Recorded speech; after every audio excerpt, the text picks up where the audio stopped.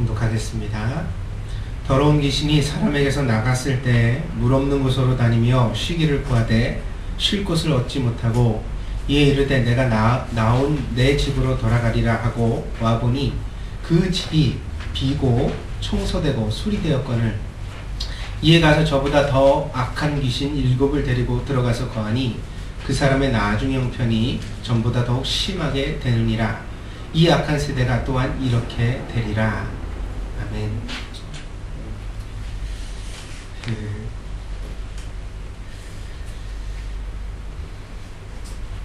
오늘 이 말씀을 제대로 해석해 가기 위하여서는 본문만을 보아서는 안 됩니다. 성경이 모두 다 그렇지만 성경을 제대로 이해하려면 성경 전체를 함께 볼 수 있는 안목이 필요합니다. 그래서 성도들에게 늘 권하고 있습니다. 주일날만 와서 설교되어지는 구절 잠시 보고 하나님의 말씀을 안다고 착각하지 말고 항상 집으로 돌아가서 그 말씀을 가까이 하고 읽고 묵상하십시오. 그래야 설교를 들을 때 더 은혜를 받을 수 있고 그래야 성경을 읽을 때 그것을 바르게 해석할 수 있습니다. 오늘 본문도 바르게 해석하기 위해서는 그 앞에 부분들을 이해해야 합니다. 예수 그리스도께서 공생의 사역을 시작하신 이후에 제자들을 얼마간 훈련하시고 그리고 제자들이 예수님의 말씀을 제대로 이해하고 받아들일 수 있는 준비가 된 이후에 그들을 세상에 파송하셨습니다. 그래서 세상 가운데 이제 복음을 증거하는 일들을 감당케 하셨죠. 그게 마태복음 10장에 나오는 이야기입니다. 그러나 복음을 들고 갔던 제자들은 결코 세상으로부터 환영을 받지 못했습니다. 이것은 마태복음 속에서 매우 이중적인 의미를 가지는데 그것은 예수님이 보내셨던 제자들도 환영받지 못했지만 마태복음이 복음서로 쓰여져서 이 성경을 읽게 되는 시절에도 역시 복음을 들고 땅끝까지 가는 많은 예수님의 증인들이 세상으로부터 결코 환영받지 못하는 많은 박해와 핍박, 어려움 가운데 처하는 일들이 계속되었기 때문입니다. 이 모든 세상의 거절, 그래서 예수님께서는 더욱더 제자들에게 그런 세상을 각오하고 감당하도록 말씀하시는 그런 설교를 행하셨습니다. 마태복음 11장 16절 이후에 보니까는 장터에 있는 그런 사람으로 세상을 비유하시는 예수님의 말씀이 나옵니다. 그건 뭐냐면 세상은 자꾸 하나님의 복음에 대하여서 핑계를 댑니다. 뭐냐면 이렇기 때문에 나는 안 믿어. 근데 이렇기 때문에 안 믿는다고 하는 사람들이 정말 그렇기 때문에 안 믿는 거냐? 그게 아니라는 것입니다. 그들의 마음이 이미 삐뚤어졌기 때문에 안 믿기로 작정하고 안 믿고 있다는 사실입니다. 그래서 예수님은 이것을 두 가지로 한 가지 예를 통하여 말씀하셨습니다. 세례 요한이 왔을 때 가장 금욕적 생활을 했습니다. 낙타의 털옷을 입고 광야에서 집도 없이 살며 메뚜기와 석청으로 음식을 사 먹고 집도 안 가지고 옷도 한 번 안 가지고 그리고 모든 것을 하나님께만 의탁한 삶 가운데서 복음을 증거했습니다. 그랬더니 이 세례 요한의 설교를 듣는 사람들이 그 설교를 감당하지 못했습니다. 그러면서 하는 말이 너무 어렵다. 너무 도가 지나치다. 어떻게 저렇게 살 수 있느냐. 그렇게 평가를 했습니다.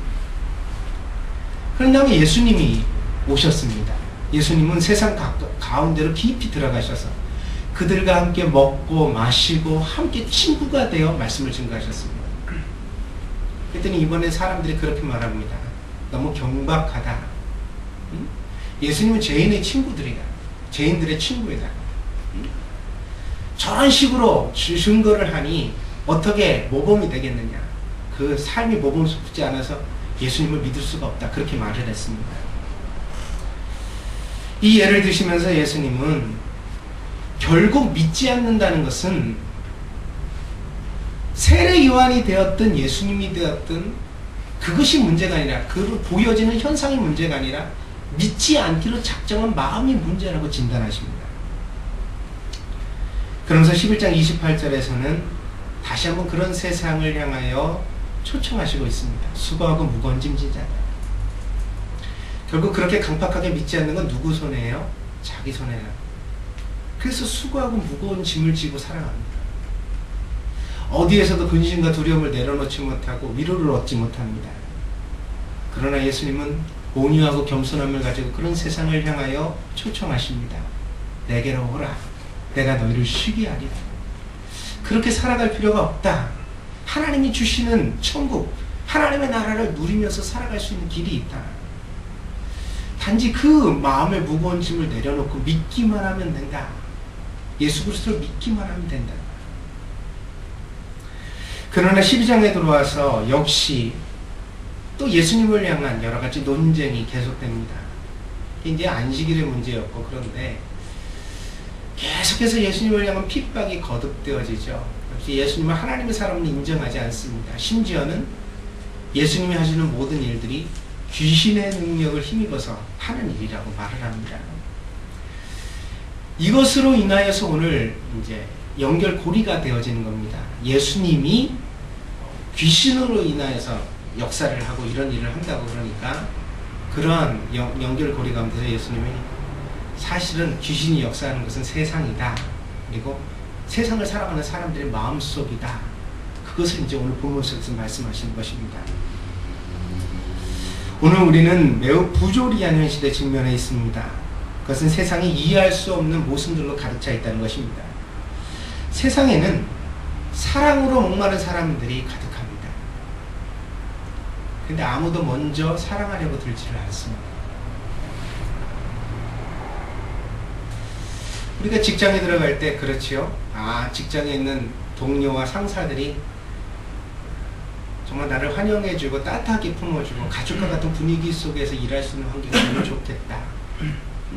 그러면 내가 일을 하면서도 보람을 얻고 거기서 정말 내가 좋은 사람들과의 관계를 가지면서 살아갈 수 있겠지. 그리고 들어갑니다.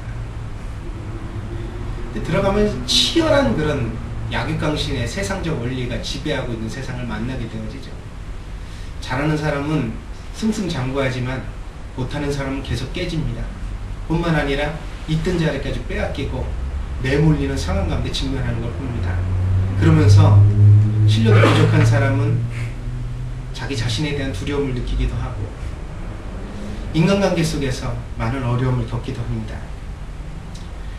근데 이제 이러한 일들로 인하여 우리가 상처를 받게 된다면 마땅히 우리가 어떤 사람이 되어야 되겠어요?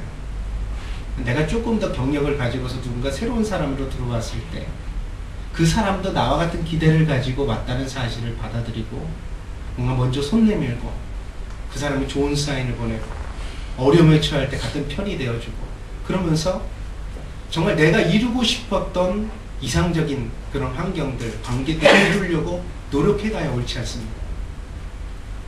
근데 그렇게 되지 않는다는 거죠. 그냥 우리는 쉽게 변해요. 처음에 본심을 잃어버리고 방치하거나 어떻게 저 사람이 잘하나 보자. 요번에 온 신입사원들은 좀 능력이 좀 되나? 그래, 그렇게 인간을 인간으로 대하지 않고 어떤 일하는 도구로 보는 관점, 일을 잘하면 훌륭한 인간이고 일을 못하면 마치 인간적 가치가 떨어지는 것처럼 보는 관점을 우리가 선택할 때가 많다. 여기서 더 나아가면 우리가 어때요? 우리도 똑같은 역할을 해요. 왜냐면 상처를 주는 거예요. 인격적으로 못 오거나. 그래서 그렇게 말하는 거예요. 깨지지 않으면 배우지 않아. 나도 깨지면서 배웠으니까 너도 깨져야, 많이 깨져야 배우게 될 거야. 일은 배울지 모르겠죠. 근데 중요한 것은 내 마음이 상처를 받고 변질되어 온 것처럼 그 사람도 상처를 주면 줄수록 내가 겪었던 모든 삶의 과정을 통하여 똑같이 변질되게 될 거라는 사실. 뭐예요? 먼저 사랑할 수 없는 사람, 손 내밀 수 없는 사람, 내가 이루고 싶었던 이상적인 세상을 꿈꾸지도 않고 기대하지도 않고 이루려고도 안 하는 사람으로 변질됩니다. 우리는 용기가 없어요. 그래서 방치할 때가 많아요. 또한 우리는 행복해지고 싶은데 불행하게 만듭니다. 돈을 버는 직장의 관계는 그러하다고요. 그럼 좋습니다. 그럼 우리가 가지는 친구의 관계 한번 생각해 봅시다. 혹은 사랑하는 사람을 만나서 이루는 가정에 대해서도 한번 생각해 봅시다.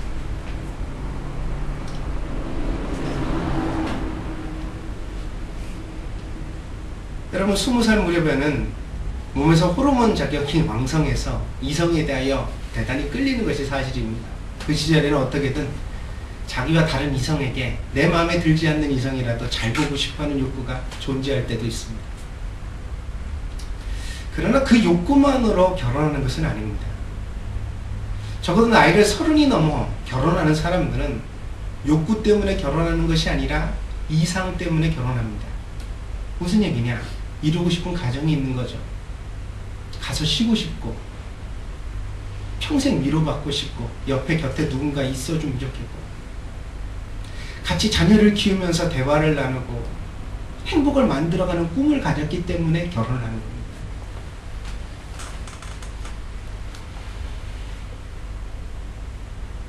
근데 나이를 먹어서 결혼을 할수록 두 사람의 차이는 더 극심해요. 그렇지 않겠어요? 가치관들이 서로 다 컸으니까 잘하고 만들어진 다음에 만난 겁니다. 행복해지려고 만났는데 불행하게 만드는 일들을 행합니다. 그러면서 상대 때문에 내가 불행하다고 생각하죠. 가만히 되돌아보면 상대 때문에 내가 불행하기도 하지만 나 때문에 상대가 불행하기도 합니다. 왜요? 행복도 전염되고 불행도 전염되거든요. 한 사람만 행복하고 한 사람만 불행한 일은 부부간에 없어요. 동의하시면 아멘. 그렇죠? 내가 정말 행복하다면 상대도 행복해질 거예요. 상대가 정말 행복하다면 나도 행복해질 거예요. 근데 우리는 그렇지 못해요. 약점을 물고 늘어지죠. 상대방을 바꾸려고 해요. 그러면서 우리가 꿈꿔왔던 모든 가정에 대한 이상들을 잃어가요. 자녀를 키우는 건강한 부부간에 서로 화목하는 것. 저녁이 되어 파김치가 되어서 들어와도 문을 열고 들어서면 나를 반기는 아이들, 그리고 반갑게 맞이하는 와이프. 하루 종일 아이에게 시달리고 세상살이에 요즘 맞벌이들도 많이 하니까 힘들었지만 그러나 저녁 때 자기를 위해서 설거지를 해주고 어깨를 나란히 하고 그냥 간단하게 부고프에서 빌릴 수 있는 100엔짜리 DVD 하나 사다가 빌려다가 그냥 텔레비에 틀어놓고 거실에 둘이 앉아서 오렌지 주스 마시면서 팝콘 하나 먹고 콜라 마시고 전부 다 합쳐야 500엔도 안 드는 행복이에요. 충분히 행복할 수 있거든요. 주말이면 그냥 애들이랑 같이 상추쌈에다가 삼겹살 몇 점 구워 먹고, 그죠? 그러면서 서로 입에다 넣어주고, 내 입에 먹는 게 아니라 넣어주고, 맛있지, 야. 다음 주에는 우리 밖에 나가 바베큐 하자. 그 얘기 나눌 수 있는 그 가정 말이에요.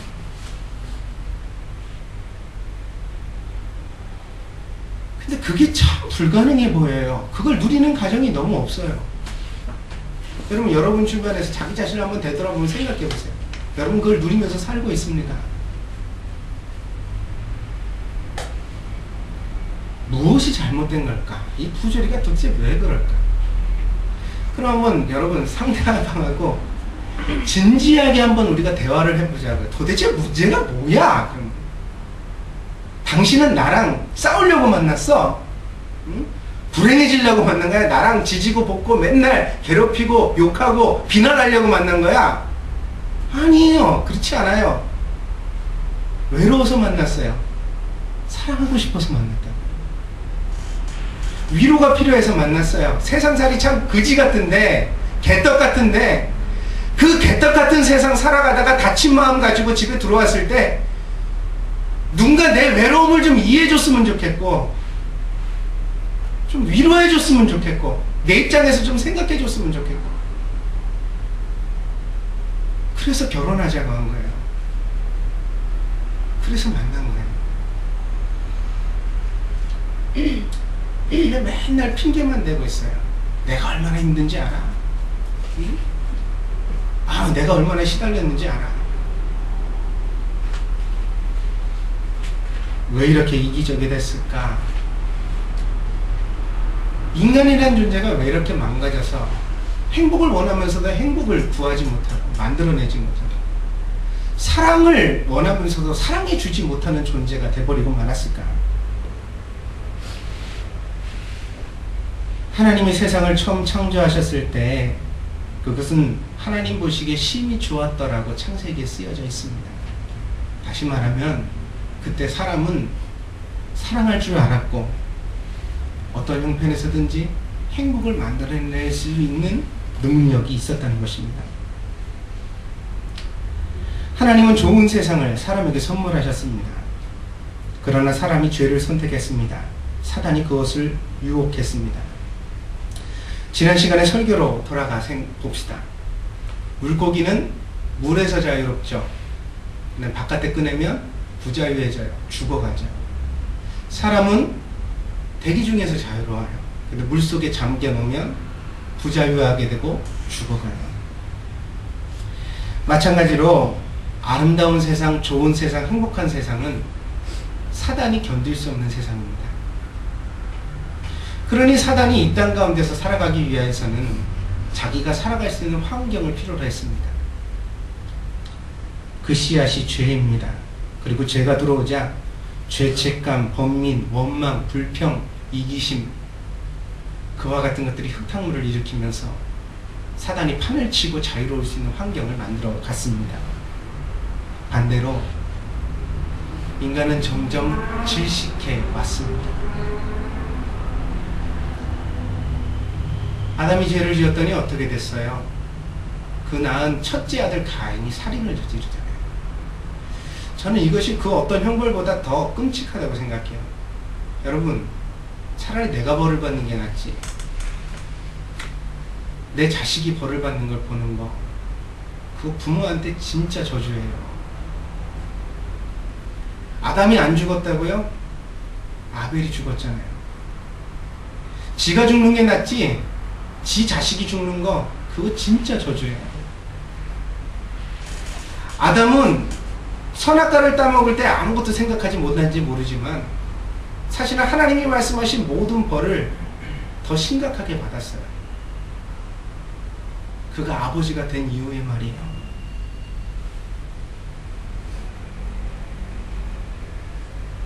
예수님은 오늘 본문 속에서 한 사람의 내면을 말씀하십니다. 그런데 이 한 사람의 내면은 세상이기도 합니다. 그래서 여러분, 여기 이제 집이 나오는데 이 집은 사람의 마음이거든요. 귀신이 여기 들어갔다 나왔다 뭐 이러는 장소로 나타나 있죠. 근데 이 사람의 마음, 그럼 한 사람의 마음만을 말하는 것이냐? 그렇지 않아요. 왜요? 45절 하반절을 보니까 이 악한 세대가 또한 이러하리라. 이 악한 세대가 또한 이러하리라. 그러니까 이것은 한 사람이면서 한 시대입니다. 온 세상을 타락시키는 사건과 한 인간을 타락시키는 사건의 공통성을 예수님께서 지적하시고 있습니다. 프로세서가 같고 결과가 같다는 것입니다. 본래 귀신이 거기 있습니다. 왜 귀신이 사람의 내면에 존재할 수 있는가? 하나님이 그러면 처음 사람을 만드실 때 사람의 마음속에 귀신을 하나씩 넣어주신 건가? 그렇지 않습니다. 절대로 그렇지 않습니다. 사람은 원래 하나님께서 그 마음 가운데 거주하실 수 있는 존재로 만들어졌습니다. 그런데 눈앞의 이익을 위하여 하나님의 말씀을 거역할 때 우리가 하나님의 뜻이 무엇인지 명백히 알면서도 자기 자신의 자존심을 내세우고 내 생각을 앞세워 하나님의 말씀을 거역하는 선택을 일삼을 때 우리의 마음 가운데는 악한 영이 들어오고 그리고 그 영으로 말미암아 더러운 존재가 된다고 말씀하신 것입니다. 무서운 사실이지만 우리는 우리가 상상하는 것보다 더 많이 우리 선택에 대하여 스스로 책임을 지며 살아가고 있습니다. 나이를 먹어갈수록 산다는 게 참 막막하고 어려운 일이구나라는 생각이 듭니다. 왜냐하면 지금 내가 내리는 결정들이 앞으로 내가 살아가는 삶에 어떤 결과가 돼서 돌아올지 어렴풋이 짐작이 좀 되기 때문입니다. 젊은 시절에는 무대뽀잖아요. 그러니까 고등학교 시절에 공부 안 하고 놀 수도 있는 거고 자기를 막 엉뚱한 것에 막 그냥 내던질 수도 있는 거고, 객기죠, 객기. 용기가 아니라. 그건 왜냐하면 지금 내가 이렇게 술로 방탕함으로 혹은 게으름으로 인생을 살아도 나중에 어떤 결과가 나올지 전혀 모르는 무지가 우리 마음을 덮고 있기 때문입니다. 그러니까 어떻게 되겠지 뭐 이런 막연한 생각이 우리를 매우 잘못된 선택에도 용기 있게 만드는 거예요. 근데 인생을 한번 살아가면서 봐요. 왜 점점점 과거에 했던 모든 삶의 과정과 결정들이 지금 나한테 지속적으로 영향을 미치고 있어요. 젊은 시절에 공부 안 해서 내가 수준이 그래요. 응? 내가 그때 인간관계를 망쳤기 때문에 지금 내가 외로워요. 예전 시절에 내가 대놓고 부모님이랑 싸웠더니 관계가 닫혀져서 그때 이후로 회복이 잘 안 돼요. 이런 과정을 밟아 나가니까 과거도 힘들지만 지금 살아가는 삶의 과정도 두렵단 말이에요. 어려워요, 이게. 조심해서 살아야 되겠구나. 잘 선택해야 되겠구나. 특별히 성경은 무엇을 경고합니까? 우리가 죄를 선택하면 그 죄가 들어와 사람을 지배하게 되고, 그리고 죄가 역사하는 환경 가운데는 귀신이 임하고 결과적으로 더러운 상황들을 만들어낼 수 있다고 말합니다. 귀신이 임한다는 게 뭐예요? 미쳐버린다는 뜻만은 아니에요. 내가 머리로는 이성적으로 납득할 수 없는, 내가 이해할 수 없는 짓들을 내가 일상으로 살아갑니다.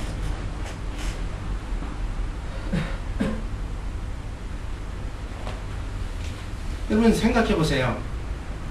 우리의 삶에 그런 결정들이 때때로 있지 않은지. 참 내가 제정신이면 그렇게 안 했을 텐데 왜 이런 결정, 이런 행동들을 했을까? 내가 모른다면 그건 무엇이냐 이거예요. 내가 나의 마음의 주권을 누군가에게 넘겨줬기 때문이 아니네. 우리가 굉장히 희생적인 일을 행할 때도 그거는 내가 한 게 아닌 것 같아. 난 그렇게 못할 것 같아요. 어떻게 내가 그 일을 했지? 누가 그랬어요? 우리 안에 들어오신 성령이 하신 거죠. 하나님의 역사입니다. 하나님이 우리를 지배하실 때 나의 개인적인 인품으로는 도저히 할 수 없는 일들을 이루어요.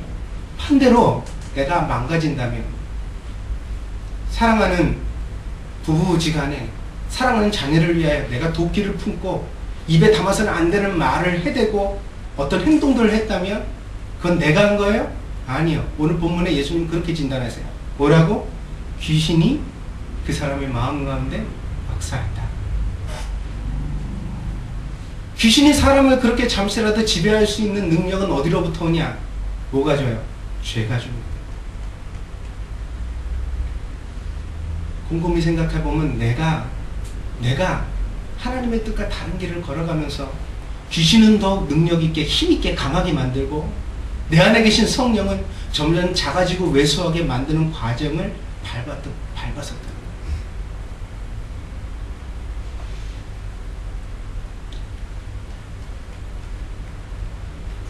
그러면 이러한 상황을 어떻게 개혁해 갈 수, 바꾸어 갈 수 있는가? 의지를 동원하면 되는가? 거기에 대해서도 예수님 말씀하시는 뭐라고 그러냐면 이렇게 말씀하십니다. 더러운 귀신이 사람에게서 나갔다. 어떤지 모르지만 제정신이 돌아왔다는 거야. 이성이 돌아오고 내가 나의 주도권을 다시 찾았어요. 내 인생을 내가 결정할 수 있는 뭔가 생각이 돌아왔다고요. 근데 문제는 뭐냐면 물 없는 곳으로 다니며 쉬기를 구하다가 이 귀신이 돌아다녔어요. 이 광야예요, 광야. 물 없는 곳은 광야. 세상에 귀신이 머무는 장소가 있다고 성경이 얘기를 해요. 그러면 사람이 살아가지 않는 곳이에요. 사람이 도저히 살 수 없는 것. 이것만 봐도 알 수 있어요. 우리 왜요? 인간이 살아가는 생태적 조건은요 매우 까다로워요. 여러분 인간의 체온이 몇 도예요? 36.5도죠. 근데 몇 도가 되면 사람이 저기가 되는 줄 알아요? 생명의 위협을 받는지 아세요?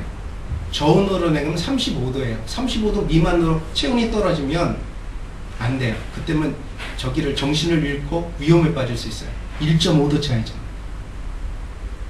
높이는 조금 더 여유가 있어요. 몇 도까지? 40도까지. 40도에서 정신을 잃는데요. 근데 42도가 되면 죽어요. 체온이 42도가 됩니다. 사람의 생존의 조건이 얼마나 까다로운지 한번 생각해 보세요. 그래서 영하의 지역에도 살고 그 다음에 아주 뜨거운 그런 열대 지방에도 사람이 살지만 모두 다 어떻게 살아요? 그냥 사는 게 아니에요. 삶의 조건을 갖추기 위하여 적당하게 뭔가 조건을 만들어 놓으면서 살아가고 있어요. 비결이 있는 거죠. 지혜를 통하여. 그래서 인간이 살아가려면 어떻게 돼요? 정리되어 있어야 되고 갖춰져 있어야 되고 뭔가 최소한의 미가 있어야 돼요. 이 인간은 탐미적 존재예요. 아름다움을 구하게 돼 있어요. 왜요? 이건 태생적이에요. 여러분 보세요. 아무리 어지르는 인간이라도 뭐 치울 줄 몰라고 아주 그지 소굴을 만들고 살아가는 사람이라도 어떻게 해요? 어지러운 걸 좋아해요? 싫어해요? 좋아하지는 않아요. 누군가 와서 치워줬으면 좋겠다는 바람이지. 자기는 하기 싫지만 그러나 누가 좀 대신 정리해주면 좋겠다. 왜? 인간이 살아가는 조건에 미적인 것들을 추구하는 마음이 있습니다. 근데 귀신은 어때요? 악한 영은 반대 개념을 가지고 있어요. 어두울수록 좋아요. 더러울수록 좋아요. 추잡할수록 좋아요. 귀신 들린 사람한테서 악취가 나는 것 아세요? 희한하죠? 체온에서 나는 악취가 아니에요. 정말 귀신 들린 사람을 분별하는 방법 중에 하나가 그 사람으로부터 희한한 냄새가 나요. 진짜로. 다들 경험이 없는 것 같아요.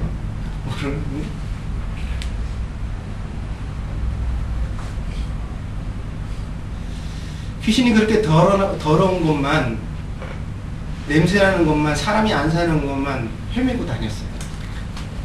근데 아무리 다녀도 자기가 예전에 들어가서 쉬었던 사람의 마음만큼 쉴만한 장소가 없더라는 거예요. 이것도 참 아이러니해요. 반대로 말하면 무슨 얘기예요? 사람의 마음이 망가지면 가장 악한 장소가 된다는 거예요.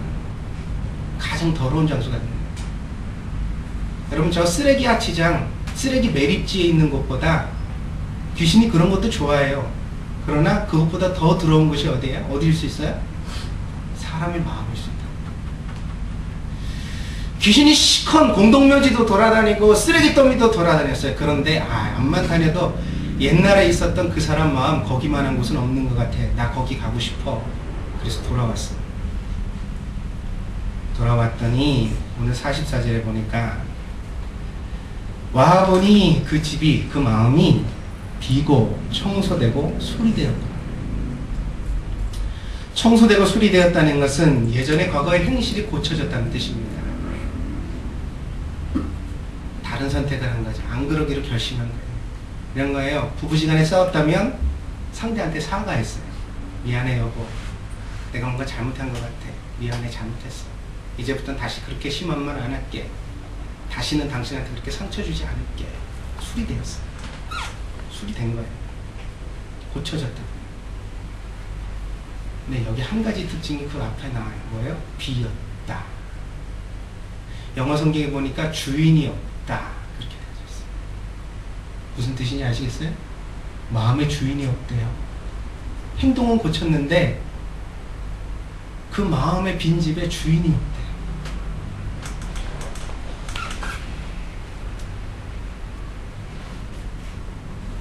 여러분, 청소하는 게 쉽습니까? 어지르는 게 쉽습니까? 사람이 자기 잘못을 고치는 데는 수년이 걸릴 수 있어요. 근데 고쳤던 잘못을 다시 저지르는데 5분이면 좋게요. 혈기가 팍 쏙 고치고 승질이 드러나면 순식간에 자기가 안 하겠다고 결심했던 말들을 도로 토해내요. 개가 토한 것을 도로 주워 먹는 것처럼 사람이 다시는 안 해야 될 짐승과 같은 짓들을 또 해요. 우리는 회개에 대하여 바른 이해를 가져야 합니다. 회개는 돌이킴입니다. 그렇다면 잘못된 행동에서 돌이키는 것이냐? 그것은 세상이 말하는 뉘우침과 다를 것이 없지 않습니까? 성경이 말하는 회개란 그런 것이 아닙니다. 우리가 돌아가야 할 곳은 바른 행동이나 좋은 결과가 아니라 바로 하나님 아버지의 품입니다. 다시 말하면 내 행동을 고치겠다는 결심에서 머무르는 것이 회개가 아니라 하나님과 동행하는 삶으로 돌아가는 것이 회개라는 거예요. 제가 여러분들에게 회개에 대하여 남다른 설교를 행하지는 않았지만 늘 회개를 가르쳤어요. 그게 뭐냐?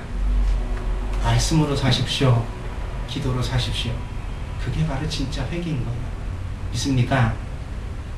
믿습니까? 하나님 나 도와주세요. 내가 어느 순간인가 내 이성을 또 잃어버리고 내 육신의 혈기를 쫓아 잘못된 결정하고 잘못된 길 걸어가면 어떡합니까? 하나님, 나는 나 자신을 컨트롤할 수 없어요. 책임질 수 없어요.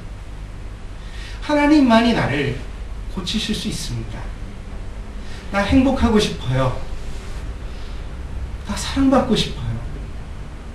근데 하나님, 그러기 위해서는 하나님이 나를 도와주셔야만 됩니다. 그러니 하나님, 내 마음의 주인이 되어주셔서 내가 누군가를 사랑하고 그 사랑을 통해 스스로도 행복하고 남도 행복하게 만들 수 있는 사람이 될 수 있도록 나와 함께 해주세요. 이 믿음의 고백을 날마다 드리면서 살아가는 것이 바로 뭐예요? 성경이 말하는 회개라는 거예요. 그래서 회개는 어때요? 약한 자의 것이죠. 자기를 의지하는 자가 절대로 아니에요. 자기를 앞세우는 자가 절대로.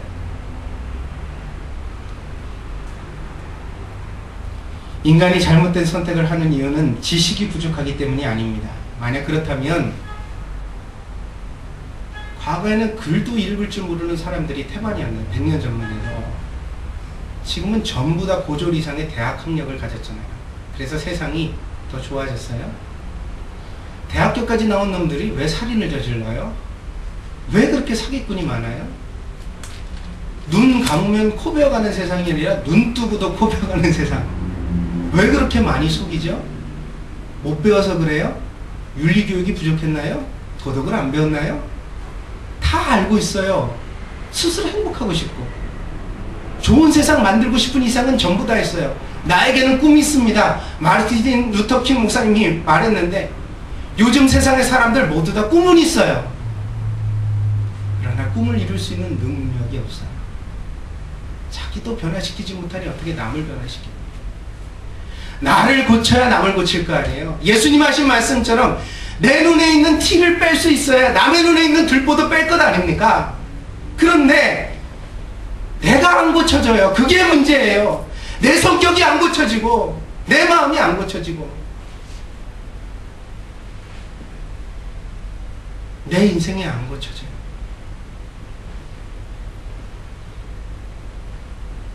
이 문제에 대한 근본적 원인이 뭐라고 예수님 말씀하세요?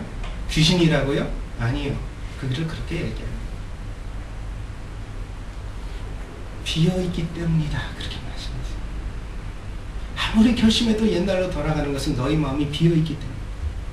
하나님으로 가득 차야 할 너희 마음이, 말씀과 기도로 은혜로 가득 차야 할 너희의 마음이, 세상적인 노력은 있지만 청소는 하지만 수리는 때때로 하지만 반성도 하고 일기도 쓰고 남과 의논하면서 자기 삶을 개혁하려고 상담도 하지만 그러나 정작 그 삶을 고쳐주실 수 있는 하나님과의 동행이 없기 때문에 너희는 그렇게 어려운 삶을 계속해가고 있다고 예수님이 말씀하신 것입니다.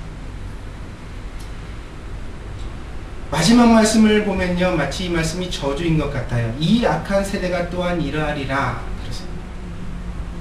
그럼 무슨 얘기예요? 귀신한테 구원을 못 받는다는 얘기죠.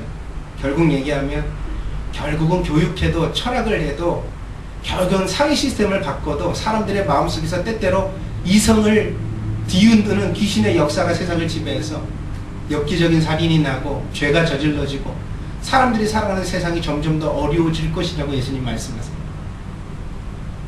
그러면 이 말씀은 절망이냐 저주냐? 결코 그렇지가 않아요. 왜 그렇죠?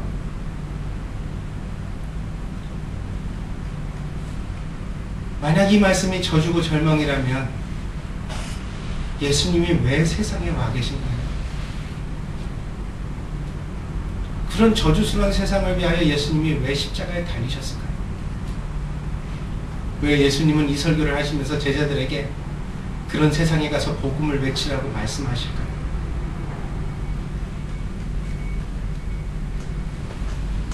그렇게 배신하는 세상임에도, 희망이 없어 보이는 현실임에도 예수님은 한 가지 사실에 있어서 결코 변함이 없다고 우리들에게 가르쳐 주세요. 그게 뭐예요? 하나님이 세상을 이처럼 사랑하사 독생자를 주셨으니 이는 저를 믿는 자마다 멸망치 않고 구원을 얻게 하려 하시리라. 내가 왜 십자가에 달려 죽은 줄 아느냐? 내가 왜 세상을 위하여 피 흘린 줄 아느냐? 스스로 고치지 못하는 세상에 희망을 주려고 아무리 노력해도 뒷걸음질만 치는 사람들에게 희망을 주려고 내가 십자가에 못 박혔다고 예수님은 말씀하시고 있는 것입니다. 그러므로 여러분, 오늘 우리가 이 복음의 메시지를 듣고 주님 앞에 돌이키기를 원합니다. 그것이 무엇입니까? 다시 말씀을 드립니다. 행복하고 싶으시죠? 좀 편안해지고 싶으시죠? 그렇게 마음에 요동치는 풍랑을 안고 살아가는 것 지치지도 않으세요? 왜 쓸데없는 것에 힘을 빼나요? 우리 그렇지 않아도 되잖아요. 우리가 힘이 있다면 그 힘을 어디다 쏟아요? 행복을 만드는 데 쏟으면 좋지 않겠어요? 그렇지 않아요? 상대를 뭔가 좀 이렇게 좋은 그런 내가 노력을 기울인 것만큼 뭔가 열매가 거두어지는 보람 있는 일이에요. 가정 속에서도, 직장 속에서도, 교회에서도. 그 삶의 비결이 어디 있어요? 지식이에요? 아니요. 여러분 몰라요. 죽을 때까지 모를걸요? 알려고 노력한다고 되어지는 일이 아니에요. 남편을 완벽하게 이해할 수 있는 아내가 있을까요? 과연? 아내를 완벽하게 이해해 줄 수 있는 남편이 있을까요?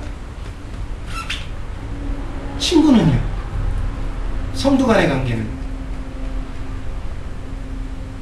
우리 힘으로는 불가능해요. 이게 미션 임파서블이라고. 안 된다고요. 누가 해주셔야 가능해요? 하나님이 도와주셔야 가능해요. 따라해봅시다. 하나님만 하실 수 있습니다. 하실 수 있습니다. 함께 화해하고 그리고 서로 좋은 방향으로 나아갈 수 있도록 인도하실 수 있는 목자 하나님밖에 안 계세요. 제가 지난주서부터 마음속에다 곰곰이 생각하면서 묵상하는 사자성어가 하나 있어요. 구동존이라는 사자성어. 한번 말씀을 드린 것 같네요. 구동존이란 같음을 널리 구하고 다름이 있다 할지라도 존중한다, 그런 뜻이에요. 화이부동이라는 말도 있죠. 다름 가운데서도 서로 화목하게 지낸다. 그러나 똑같아지진 않는다. 이게 참 지혜로운 말인 것 같아요. 당신과 내가 완전히 이해할 수는 없습니다. 그러나 우리가 함께 잘 지낼 수는 있습니다. 곰곰이 생각을 했어. 어떻게 하면 그럴 수 있을까? 아, 그래. 인생을 이렇게 좀 폭넓게 살아야 될 것 같아. 나하고 같은 사람들만 친구한다면 그 참 속 좁잖아. 그게 아니라 좀, 저는 아이들한테도 그래요. 아유, 또 이 얘기를 하면 또 우리 사모님이, 우리 준영이가 친구를 갖다가 이렇게 데려가고 했는데, 그게 우리 집사람 마음 전부는 아닌데, 꼭 우리 집사람이 그래 물어요. 야, 그 친구는 공부 잘하니? 그래 물어요. 그럼 제가 아주 질색을 해요. 아, 그걸 왜 물어요? 그게, 아, 친구하고 공부가 뭔 상관이야? 그냥 다 새겨야지. 두루 지내야지. 그게 왜 그래요? 그럼 우리 사모님도 아니, 그 뜻이 아니고, 이렇게 얘기하는데, 아니, 그래도 그렇게 물으면 아이가 생각할 아, 공부 잘하는 애랑 사귀는 얘기구나. 이렇게 들을 수 있으니까 오해받을 수 있는 말은 안 해요. 근데 참외밭에선 신발끈을 묶는 게 아니잖아요. 그러니까 그런 말은 좀 안 했으면 좋겠다 얘기를 하는데, 인간관계 좀 폭넓었으면 좋겠어요. 꼴통도 좀 알고, 공부 잘하는 모범생도 알고. 그죠? 다 잘 지내야지. 아, 공부 잘하는 것들은 재수없어. 이것도 틀린 생각. 또 뭐, 놀 줄만 하는 것들은 날라리야. 이것도 잘못된 생각. 인간관계는 널리 가지는 게 좋죠. 사람이 다 사람이니까. 근데 그런 인간관계가 쉽습니까? 여러분, 나이 드신 여러분이요, 여러분 잘하고 있어요? 꼴통하고도 새기고 범생이하고도 새기고, 응?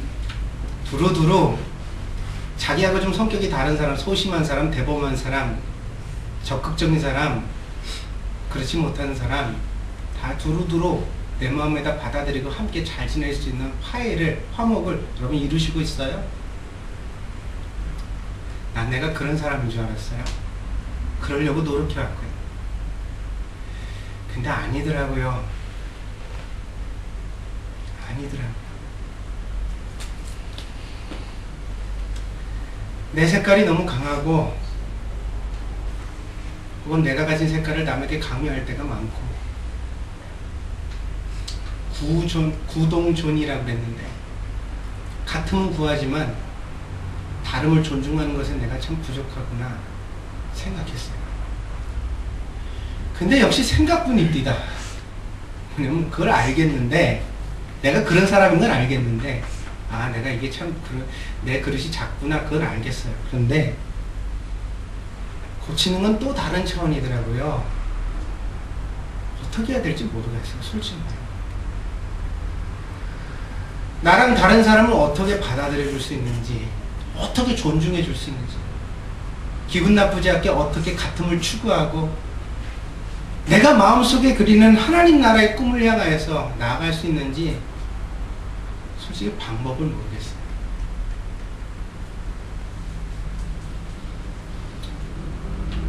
그래서 고민하다가 오늘 본문 성경을 만났습니다. 그렇구나. 행복하고 싶은데 행복하지 못한 것, 평화롭게 살고 싶은데 평화롭지 못한 것, 내 힘으로 안 되는구나. 내 마음이 하나님 앞에 다 드려지지 못해서 하나님이 나를 완전히 다스리지 못하기 때문에 아직도 내 마음에 풍파가 있는 것입니다. 더 예수 열심히 믿어야겠다. 더 믿음을 더 많이 가져야겠다. 그 결심을 가지게 됐고, 그래서 오늘 설교를 준비해서 이 강단에 섰습니다. 행복하고 싶으십니까? 오늘 행복의 비결을 여러분에게 알려드립니다. 하나님을 여러분 마음의 온전한 주인이 되게 하십시오. 그분이 여러분 마음의 주인이 되셨을 때만 우리는 지혜로울 수 있고 행복을 구해갈 수 있습니다. 우리 마음을 빈 상태로 두지 마십시오. 내가 제정신을 차리고 있다 해도 만약 하나님이 주인 되지 않은 상태로 방치한다면 그것은 잠시뿐입니다. 나중 형편이 옛날보다 더 심할 수도 있습니다. 그런 사람이 되지 않도록 하나님의 은혜로 자기를 채우는 데 열심을 가지는 복된 성도들이 되어지기를 바랍니다. 기도하겠습니다.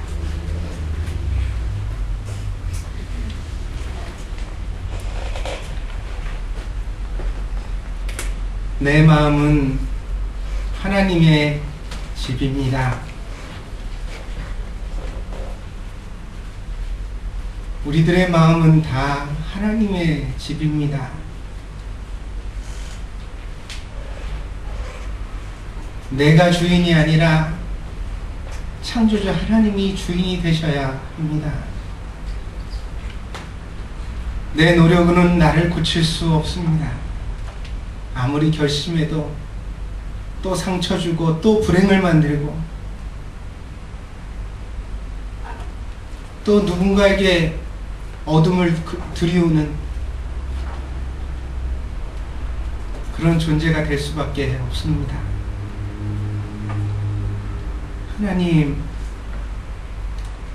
하나님만이 이런 우리들의 마음을 구원해 주실 수 있습니다. 죽는 날까지 누군가를 사랑하고 상처 주지 않으며 행복을 느끼면서 살아가기를 원한다면 우리는 창조주 하나님을 우리 마음의 주인으로 영접해야만 합니다. 이 사실을 깨닫게 해주시고 항상 이 사실을 마음에 새겨 살아가는 저희들 되게 하여 주시옵소서. 너희는 마음을 다하고 성품을 다하고 뜻을 다하고 생명을 다하여 내 하나님 여호와를 사랑하라 하신 말씀이 하나님을 위한 계명이 아니라 우리를 위한 계명인 것을 깨닫게 하여 주옵소서. 그래서 항상 하나님을 사랑하며 살아서 우리 가정의 행복을 지키게 해주시고 우리 자녀를 잘 양육하게 해주시고 우리 인생의 보람을 거두게 해주시고 죽는 날까지 그리스도인답게 살아갈 수 있도록 인도하여 주옵소서. 감사를 드리며 예수 그리스도의 이름으로 기도했습니다.